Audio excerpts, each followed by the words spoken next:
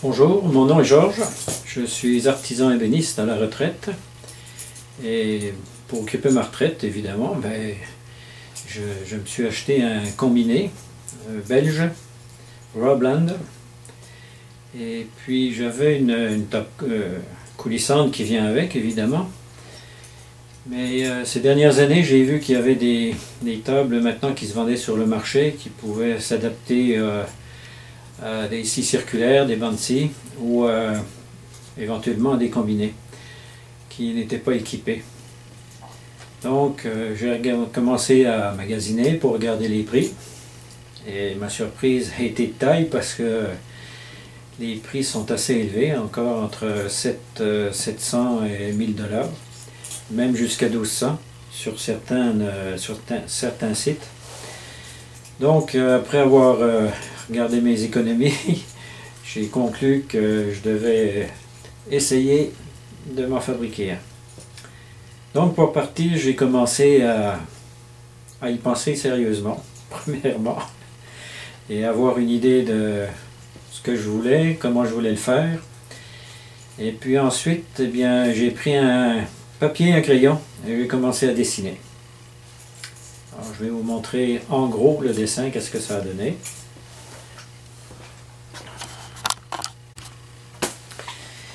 Donc j'ai pris un morceau de carton. On peut prendre un papier aussi, mais bon, le carton était tout idéal pour, on peut toujours découper dedans. Et voici mon épure, ce que j'ai fait. Bon, c'est au crayon, c'est pas peut-être pas très net dans la vidéo. Sur ce côté-ci, j'avais le bâti extérieur du combiné, de la machine. De l'autre côté, ici, l'autre côté extérieur. Et puis j'avais un angle à peu près de 40 degrés environ, qui existait avec la machine, qui avait un boîtier en métal. Donc j'ai enlevé et j'ai fait des supports, j'ai dessiné un support qui pourrait aller avec le combiné. J'ai figuré à peu près la longueur de la table ici, de ce qui donne environ entre 9 et 10 pouces là, sur 48 pouces de long. Donc au début j'ai figuré comme ça, je voulais mettre les glissières en bois, puis finalement en métal, et je me suis rendu compte que ça prenait des roulements, des bons bearings, et j'ai dessiné ici en plus gros, voici l'épure qui donne à peu près le produit qui est existant ou qui va exister. Parce que les morceaux d'aluminium qu'il fallait avoir pour les roulements, malheureusement, je n'ai pas trouvé de la mesure que je voulais et j'ai été obligé de les faire faire. Alors voilà en gros le départ. Bon, vous allez me dire, là on passe tout de suite à la réalisation. Effectivement, je vais déjà vous montrer le produit fini. Alors, en apparence, c'est ce que ça donne. J'ai acheté un guide de coupe pour être utilisable. Ici, j'ai un blocage de la table. Et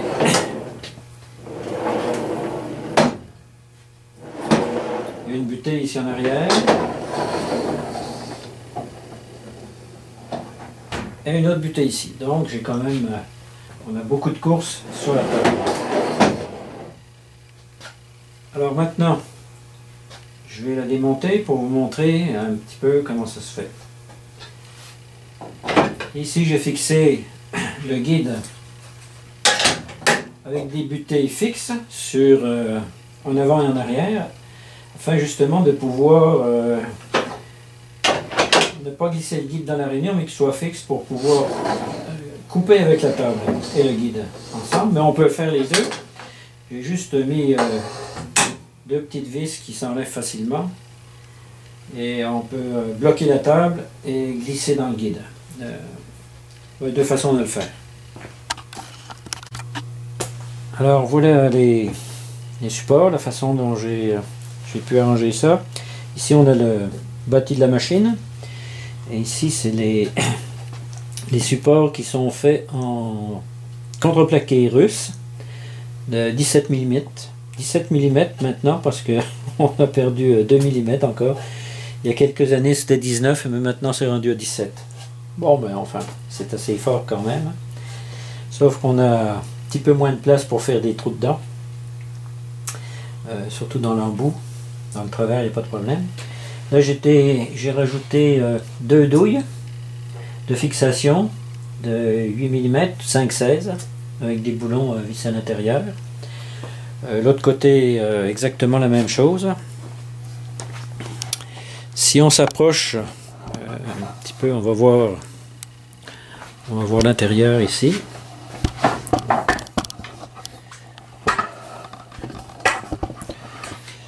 La façon dont vous voyez ici, là, les équerres, j'ai mis une équerre de retenue sur le dessus, puis de l'autre côté la même chose. On ne le voit pas ici parce que j'ai mis un papier de protection pour la poussière.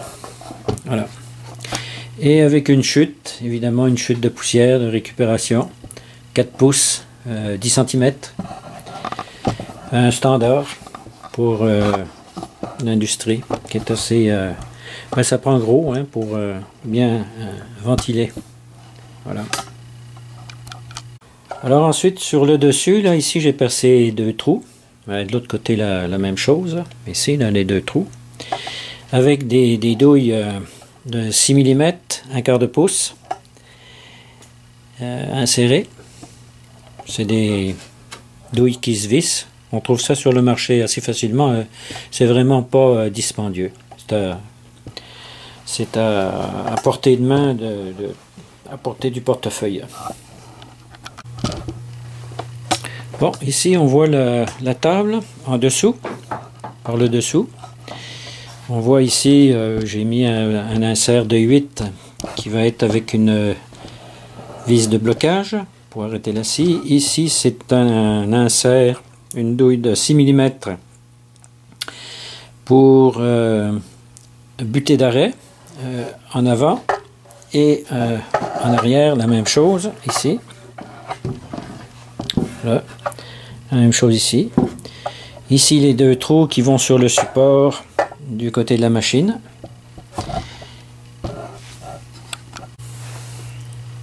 Alors voici la partie principale de la table.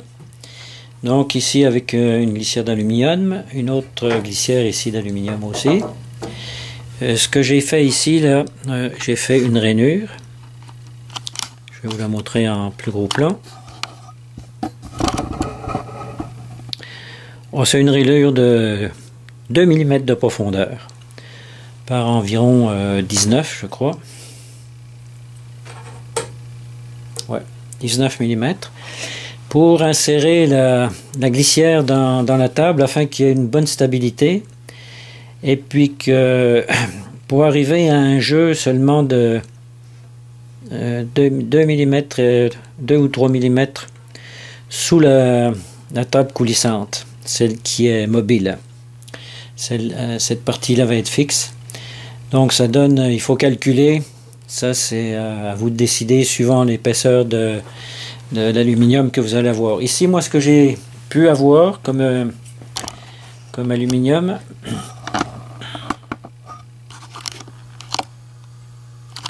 voilà, c'est des rails d'aluminium qui font 30 mm, 31 mm, environ une fois pliés par 1,8, 3 mm d'épais. Et avec pour mettre des roulements à billes de 24 mm par 8 mm d'épais. Donc il fallait que j'aille voir le fabricant pour qu'il me laisse un jeu seulement de 1 mm environ, pas plus. Ou moins même, s'il pouvait. Mais il a fait un bon travail parce que le jeu est vraiment minime. Et de toute façon, le poids se met sur le bas de la rail. Donc, il ne se met pas sur le haut. Donc, quand même, quand on roule à l'embout et à l'autre extrémité, aux 2 extrémités, en fait, quand on sort la table, là, le jeu reste minime aussi en basculement. Donc ici, c'est ça. Là, j'ai des morceaux de bois. Des morceaux de bois de 32 mm, un pouce et quart par 30 mm d'épais. En bois massif. Parce que là, il faut visser quand même. Si on voit ici, là, on voit les vis qui rentrent dans les glissières d'aluminium. Donc, je voulais quand même que ce soit solide. C'est pas que le contreplaqué russe ne l'est pas, mais on n'a plus de solidité de vissage avec du bois massif, du bois franc surtout. J'ai pris de la plaine, d'érable argenté, communément appelé. Voilà. Et il est vissé par en dessous, par des vis. Donc il est rentré dans son logement ici, sa rainure, et il est vissé. Ça fait qu'on va le revisser pour la démonstration suivante. Ici on peut voir les deux petites rondelles que j'ai mis de chaque côté, à chaque extrémité, pour soutenir la table et l'élever afin qu'elle dépasse de 1 ou 2 mm sur la surface de la table de scie. La table est fixée avec des 4 vis seulement, alors, comme on l'a vu avec les douilles de 6 mm, avec des vis de tête plate, Phillips ou carré, peu importe. Et ici, sur le bord de la scie, j'ai laissé 1,5 mm environ de jeu, parce que le côté de la table, c'est de la fonte massif et il n'est pas droit, malheureusement. C'était à l'époque, il n'y avait pas d'importance. Maintenant, on les fait beaucoup plus droits. Tous les bancs de scie sont quand même alésés aux machines industrielles, donc c'est beaucoup plus droit. Mais bon, ça me donne un petit jeu quand même pour aussi en même temps éliminer la poussière.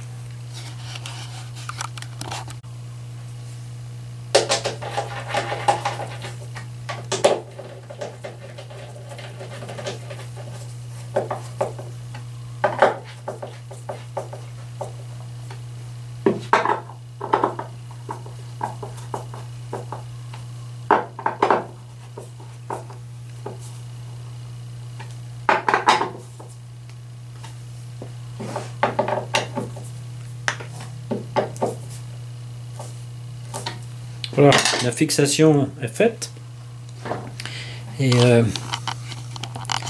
comme vous pourrez le voir, c'est quand même la table est assez rigide. Vous voyez, si je me pends dessus là, et, la solidité est très ferme. Donc à ce niveau-là, j'ai aucun problème. Ça bouge pas. Maintenant, on va passer à la partie roulante, si je peux m'exprimer comme ça là. La table mobile, la façon dont je l'ai faite. Donc ici, voici la façon dont les roulements à billes sont fixés.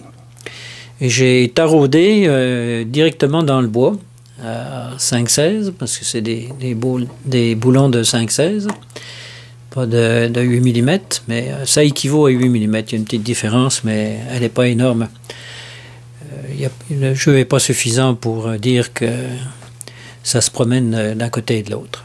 Donc, fileté directement dans le bois et avec des rondelles de compensation pour ajuster sur la largeur de la table lorsqu'ils vont glisser dans les glissières d'aluminium.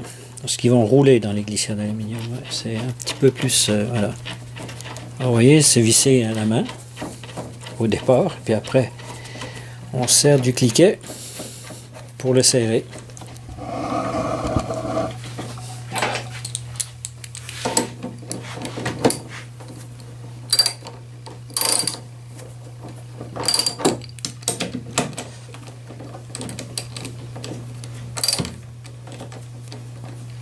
Bon, les roulements évidemment sont vous trouvez peut-être qu'il y en a beaucoup, mais J'ai calculé à peu près pour le poids de la table, pour sa sortie, lorsqu'elle sort soit en avant, soit en arrière, qui est toujours au moins 3, 6, 7 roulements de chaque côté, au moins.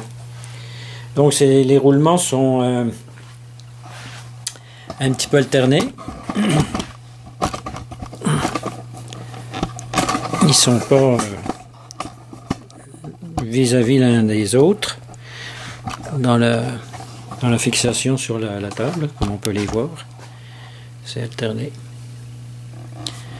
Je n'ai pas voulu mettre des groupes de 3 ou de 6, ou j'ai préféré alterner pour avoir une meilleure portance. Voilà. Donc ensuite, j'ai fait des rainures. Évidemment, il fallait que les rainures d'arrêt pour la sortie et l'entrée, que j'ai une bonne portance aussi bien à l'avant qu'à l'arrière. Et puis ce qu'on peut voir ici, c'est le trou pour le blocage avec la vis de 6 mm 1/4 de pouce. Voilà. Alors voilà les deux vis, une de butée d'arrêt qu'on visse ici à 6 mm dans la douille.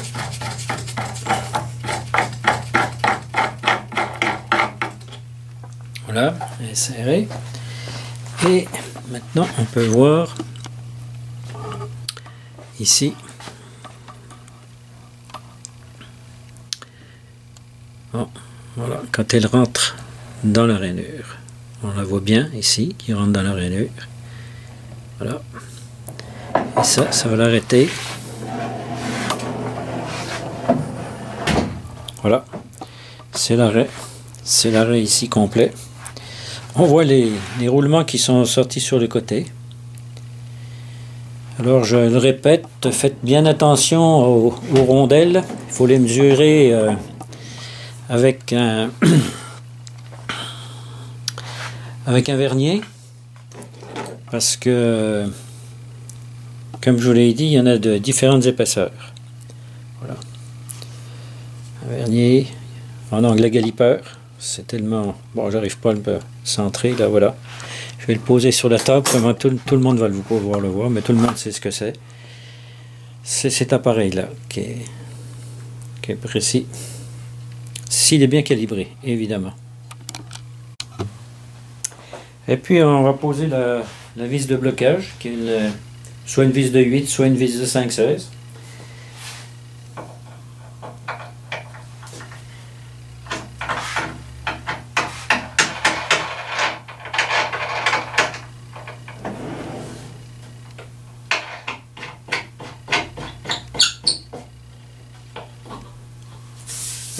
C'est une taxe fixe dans cet endroit, dans cette condition-là. Et on peut couper du bois, des feuilles de contreplaqué dessus aisément. Et quand on veut couper une feuille de 4 par 8, on a juste à débloquer et ça va aider à glisser. Maintenant, ici, comme il fallait un guide d'onglet, j'ai cherché un petit peu sur internet qu'est-ce que je voulais exactement. Il y en a différents modèles, mais j'ai trouvé un modèle qui était assez bon marché quand même, et qui est une compagnie fiable que je connais déjà quand même, qui est Incra. C'est pas pour leur faire de la publicité, mais c'est un très bon modèle. Comme vous le voyez, il y a des index ici. On peut voir la partie qui se bouge et qu'on peut mettre dans les différents index, qui est assez rapide pour les angles courants, comme du 30, du 22,5, du 45, etc. La particularité, c'est qu'on peut aller jusqu'à 90 ici, de chaque côté. Alors ça fait quand même des angles assez polyvalents. Le réglage, il se règle avec des rondelles de plastique qui sont à même le guide, ici. C'est des rondelles, le principe est simple, c'est des rondelles qui s'écrasent avec une vis à laine. Et en s'écrasant, elles prennent de l'expansion, ce qui permet au guide de minimiser le jeu dans la rainure. Voilà. Maintenant, bon, on peut voir que ici j'ai le guide qui glisse dans la rainure, mais quand on veut avoir, on veut se servir de la table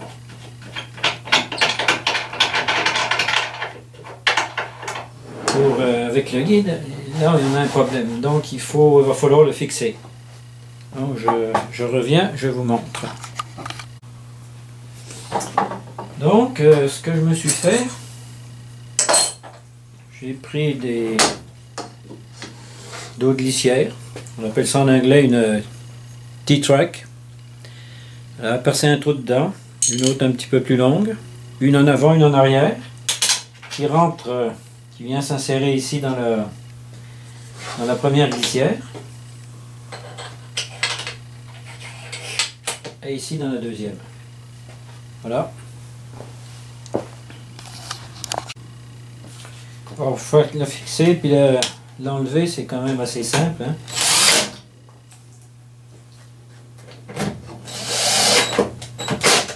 Voilà.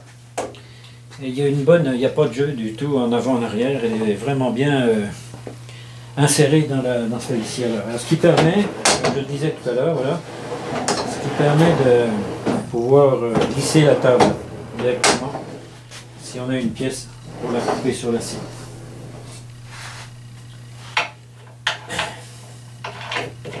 Bon, c'était un projet quand même assez intéressant à faire.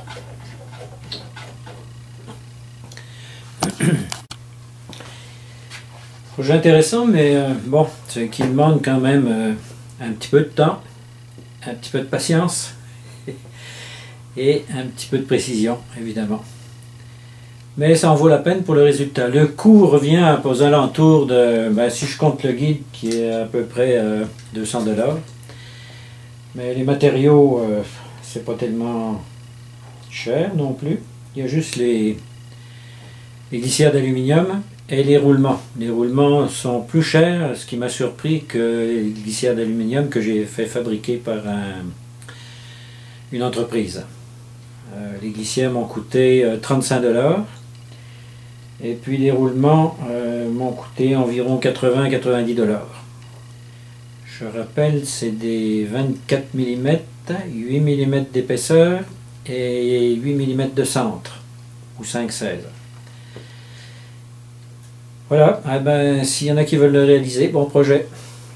Amusez-vous bien et à la prochaine.